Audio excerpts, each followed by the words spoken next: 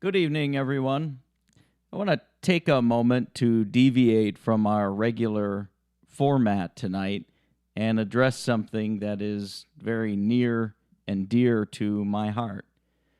My state of Minnesota is under duress at this moment, as I'm sure that many of you have seen by watching the news and other sources of information. The situation is tragic, and I wrote a letter to address some of the things that are going on and how I feel about them and how I think that we as Christians should be responding to it, not following the narrative, but responding the way God and His Word calls us to respond. On Monday, I wept as I watched a handcuffed man literally plead for his life as a Minneapolis police officer cruelly and mercilessly strangled him to death. If you watched this video and were not moved, then I question your humanity. This man's name was George Floyd. He was a father, a brother, a son, and he was a man. It doesn't matter if he was black or white, Democrat or Republican. It doesn't even matter if he was Christian or Muslim. He was a human being. I honestly could not believe what I was watching. The officer cavalierly kneeling on George Floyd's neck until there was no life left in his body. Please hear my words carefully. This officer is a murderer and a killer. There is no context to the video that could justify the officer's cold and cruel actions. Although this officer can always find grace and forgiveness in the eyes of God, he must stand trial in a court of law, and if convicted, feel the entire weight of the law. 3 other officers stood by and watched as George Floyd was pitilessly strangled. They also should stand trial, and if convicted, be held accountable for their inaction. There is absolutely no excuse for this injustice. An injustice to one of us is an injustice to all of us. I have always supported law enforcement. I know the pressures they face every day are enormous. And I do not believe that the cruel actions of a few reflect and define all. However, I believe we have seen enough to conclude that there are serious problems that need to be dealt with. Why are unarmed men being shot by police officers in the safety of their own home? Vigilantes being allowed to hunt down an unarmed man in the streets without recourse? Officers using excessive force that results in the savage killing of an unarmed, handcuffed man while 3 other officers watch on? It is enough for me to admit this is not a narrative. This is a serious problem. Over the past 3 days, I have watched in horror as areas of my home state of Minnesota have been pillaged and burned. Businesses have been destroyed, and some have even been harmed and killed. Some parts of the city have been destroyed beyond recognition. As some of you know, my family helped start and run a homeless mission on East Lake Street in Minneapolis called the Chapel of Hope.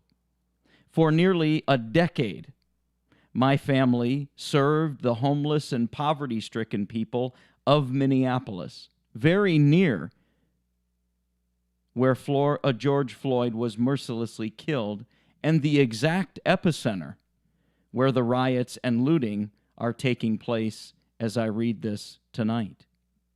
Today I watched in disbelief as the rioting spread to St. Paul, just 1 minute from my grandparents' house and several minutes from the streets I grew up on. Just hours ago, Governor Tim Walz activated the National Guard to protect the safety of Minnesotans and maintain order. As we witness these events, it's important for us to be mindful of two things. First, we must realize that the people you see looting and stealing are not protesters. They are opportunists of all skin colors. They care nothing about injustice or honoring the memory of George Floyd.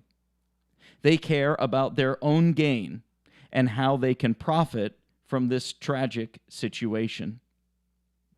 It is important for us to draw this distinction. I have seen many on social media mistakenly equate these thieves with those protesting another senseless death.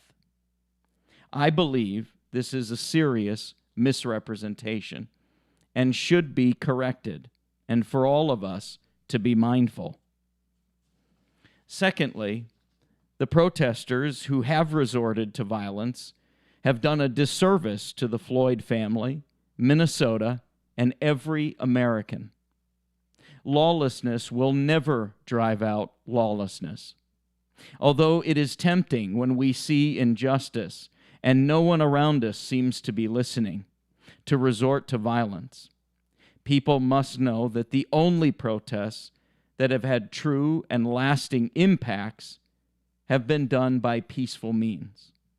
Think of Rosa Parks, who peacefully refused to give up her seat, or the march from Selma to Montgomery, or the Little Rock Nine, who peacefully attended desegregated schools for the first time.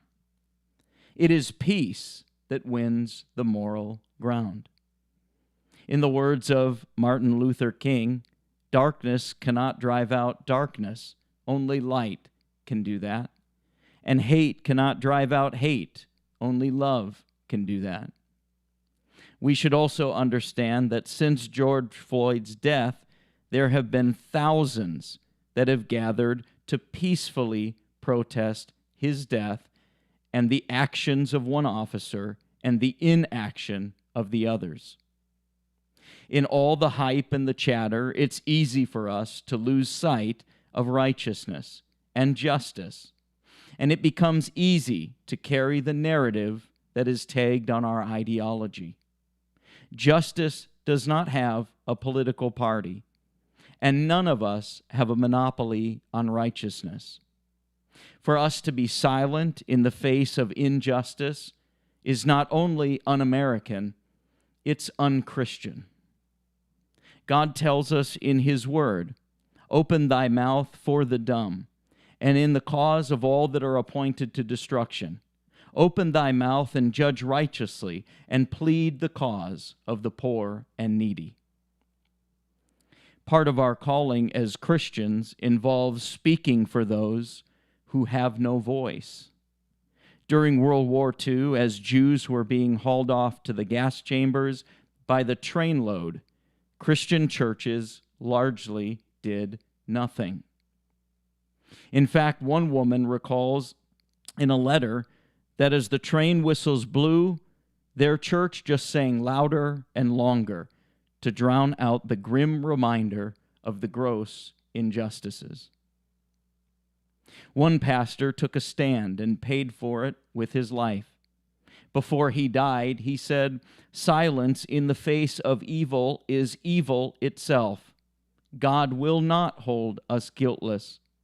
Not to speak is to speak, and not to act is to act."